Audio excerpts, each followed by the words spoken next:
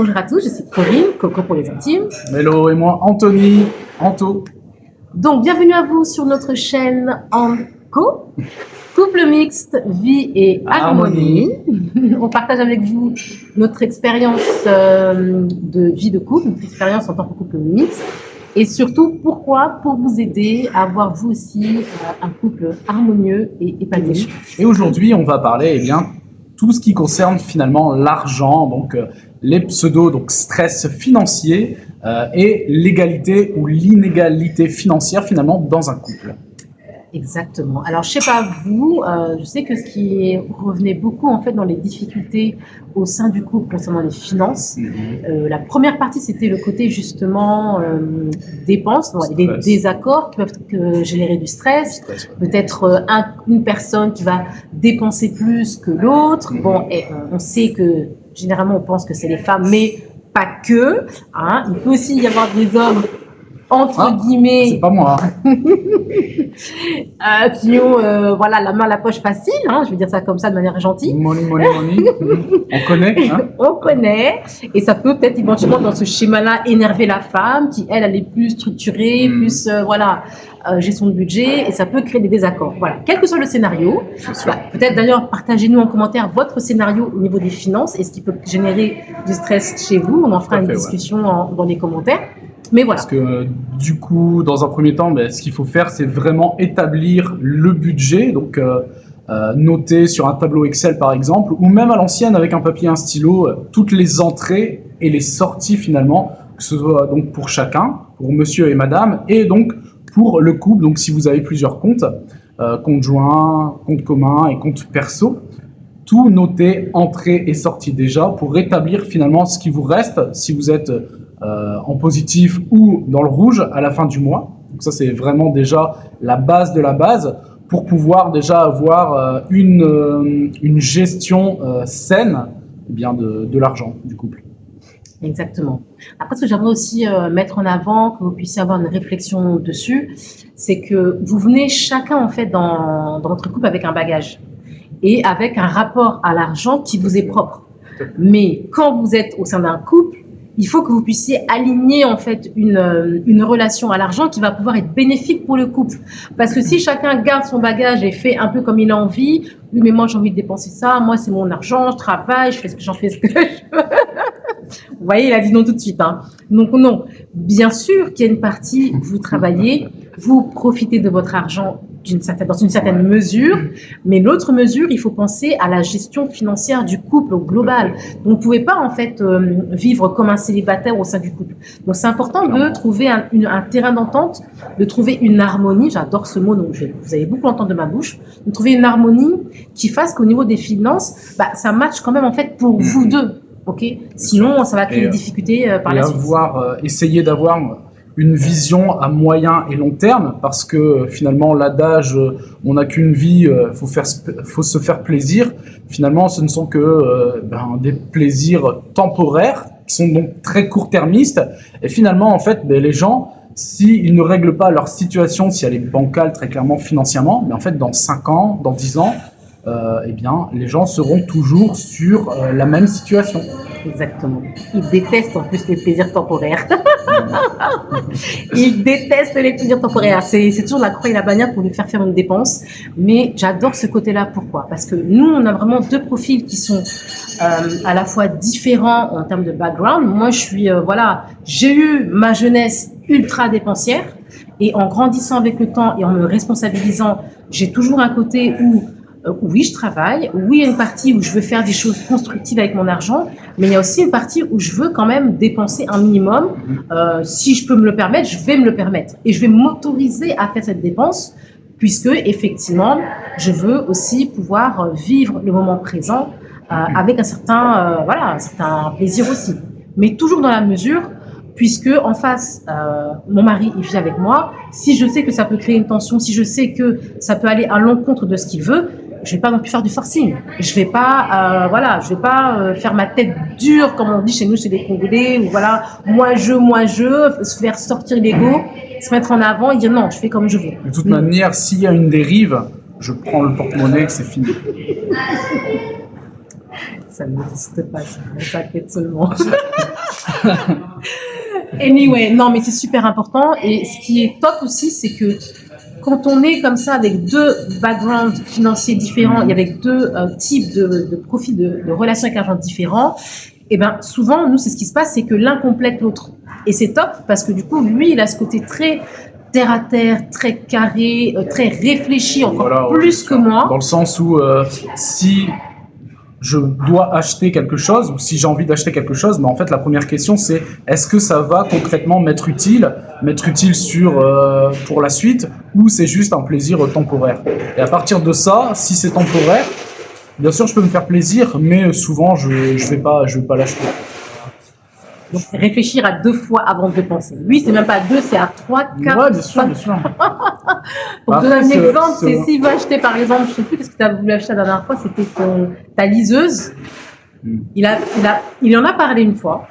Il a attendu quelques temps. Il a fait des recherches, des avis, des différents modèles, différents prix. Ça a pris je sais pas combien de mois avant qu'il passe à l'achat. Alors que c'est une liseuse, parce que comme on lit quand même pas mal, que ce soit développement personnel, sur les finances également beaucoup, je m'étais posé la question, pourquoi pas acheter une liseuse et télécharger les livres voilà, dans la liseuse. Et puis pourtant une liseuse c'est dans les entre 90 et 150, 200 euros, mais en fait si vous l'achetez, vous en avez pour 2, 3, 5 ans, en fonction des mises à jour. Il m'a fallu 7-8 mois pour prendre la décision d'acheter la liseuse. Je vous confirme qu'il est dans l'excès. Je confirme qu'il est dans l'excès, mais j'adore ce côté terre à terre. Pourquoi ? Parce qu'en fait, il réfléchit à ce qu'il veut faire avec son argent et il s'assure toujours d'avoir quelque chose de qualité et surtout une utilité long terme avec l'argent. Parce que ce qu'il faut faire aussi attention, c'est ce qui génère le stress, c'est votre côté aussi émotionnel avec l'argent. Ouais, si vous êtes de ceux qui foncent tête baissée dans cette vie de consommation et que vous achetez à tout va, voilà, en fonction de vos envies sans réfléchir et ensuite regretter quand vous voyez votre compte en rouge ou regretter parce que vous n'avez pas assez de finances pour vous payer un voyage, pour payer ci ou payer ça, forcément l'achat est déjà fait, l'émotion a gagné, mais en revanche, le portefeuille est troué, quoi, donc ça ne sert à rien. Donc j'aime beaucoup ce côté-là parce que vraiment, ça permet vraiment de structurer ses dépenses avec l'argent.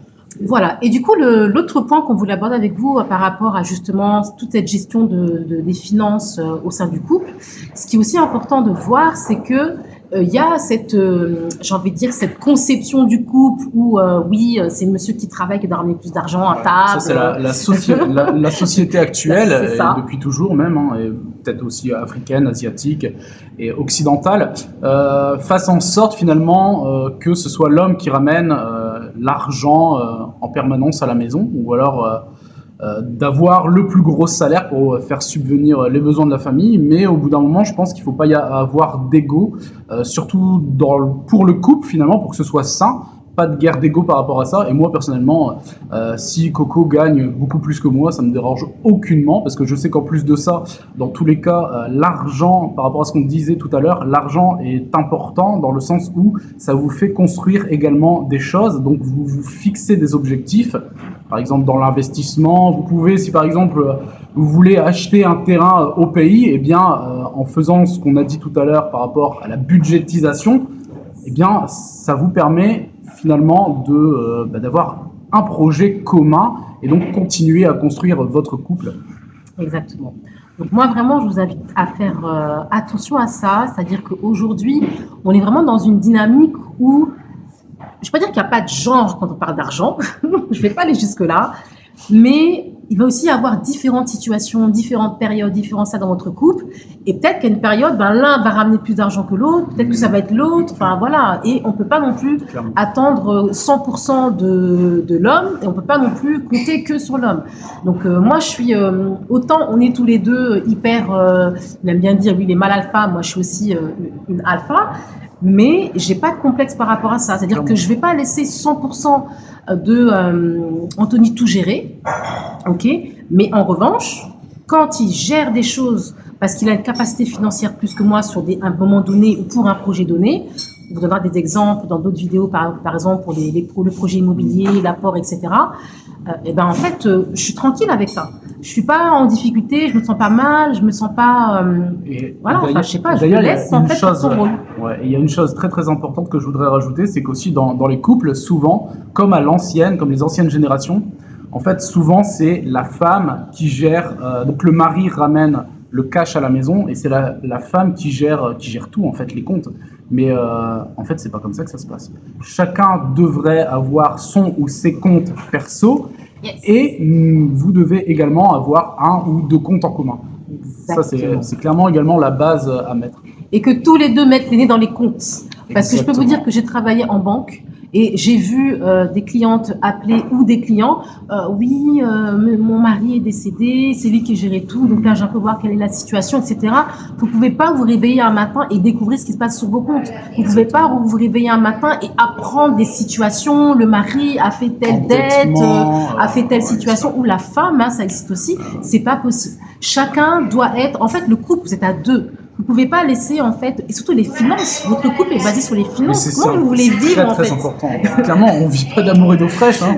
On aimerait bien vivre d'amour et d'eau fraîche et rester sur la plage, Non. mais on est dans une société de c'est la vie. capitalistes, en fait. Ouais, On ne bien peut sûr. pas faire sans. Donc, j'invite vraiment à prendre le temps, à vous poser. Ouais. Ça nous est déjà arrivé, on s'est posé. Voilà, on regarde où on est dans nos finances, on regarde c'est quoi nos dépenses, qu'est-ce que nos biens nous ramènent comme revenus, et notre fiscalité, les impôts, tout ça. Enfin, voilà. Ouais, il faut passer du C'est temps, un bien temps sûr. Hein. à prendre à deux. C'est un métier, c'est quelque chose à faire et c'est intéressant parce que du coup, vous créez une autodiscipline. Et c'est comme ça qu'au fur et à mesure du temps, des mois, des années, eh bien, vous renforcez votre épargne parce que ça, c'est également une chose très très importante, c'est l'épargne. Parce que sans épargne de côté, concrètement, vous ne pouvez rien faire. On parle même pas d'investissement, on parle de la base, de l'épargne. Si par exemple il vous arrive un coup dur, je sais pas, si vous avez une chaudière qui pète ou ce genre de choses, ben en fait, si ça vous coûte 1000, 1500 euros, bah, si vous ne les avez pas, ça devient très compliqué. Donc non, ce sont des choses qui sont très très importantes. Exactement. Non, je valide, je survalide. Donc voilà, prenez le temps de réfléchir à ça. Ce que j'aimerais aussi peut-être transmettre comme message aux femmes alpha.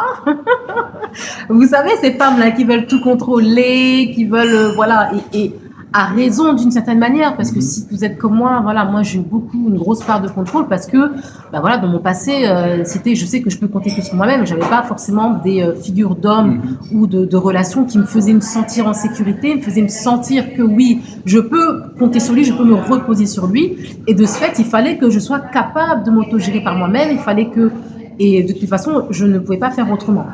Donc ça, il faut aussi mettre ça un peu de côté.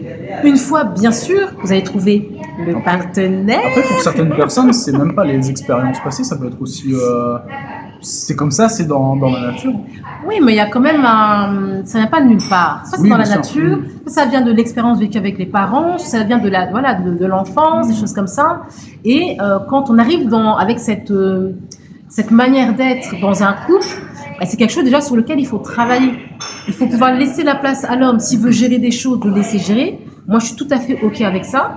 Et ce que ça crée chez moi, c'est déjà je me sens en sécurité de savoir que Anthony a la capacité de gérer tout si je veux tout le laisser gérer.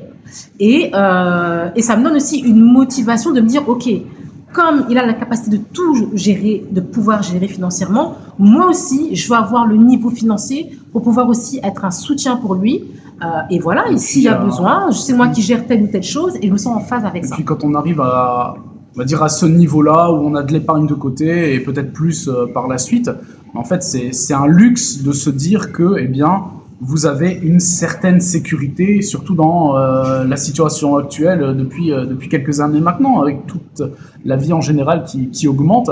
Le fait d'avoir cette sécurité, ça fait quand même un bien fou. Et justement, vous n'êtes pas stressé, donc peu importe les situations, ça roule quoi. Yes. Donc j'espère que vous avez pris quelques notes parce qu'on a dit plein d'éléments. Dites-nous en commentaire si vous avez ce genre de situation, si vous arrivez également à gérer tout ça ou si c'est un peu plus délicat pour vous. Faites-nous part de vos retours, toujours très très intéressant. Et vos questions aussi, je ne sais pas si c'est un sujet qui est sensible pour vous dans votre couple. Ça ne devrait pour l'un et pour l'autre. Clairement. Mais ça peut arriver. Donc moi, je viens de vous dire que vous vous blâmez pas trop. Enfin, soyez pas trop dans le jugement ou dans l'accusation de l'un ou de l'autre. Mais tu fais ci, tu fais ça, ou tu fais pas ci, tu fais pas ça. Voilà. Parce que vous avancez pas comme ça en fait. On est dans le même bateau quoi. Ah ouais, c'est le même bateau. le même bateau, hein, mais il y a deux capitaines. Il n'y a pas intérêt à couler. Non, c'est important. Voilà, partagez avec nous. Si ce sujet vous a plu, bah, écoutez, dites-nous en commentaire. Dites-nous si vous voulez qu'on précise différents points, si vous avez des questions. Ouais, si vous avez également d'autres sujets, parce qu'on en a une liste, mais il y a aussi des sujets auxquels on ne pense absolument pas, donc n'hésitez pas à mettre en commentaire. Et puis, bah, on vous dit dans la prochaine vidéo. On vous dit à bientôt. Hein. Il y a encore Yes. un autre sujet qui arrive. Et bah, abonnez-vous pour ne pas manquer la prochaine vidéo. La cloche, là, ici, quelque part, en haut, en bas. N'hésitez pas à vous abonner, à liker, à partager. Exactement. Et on se dit à très bientôt pour une prochaine vidéo. Ça marche. À très bientôt. Salut!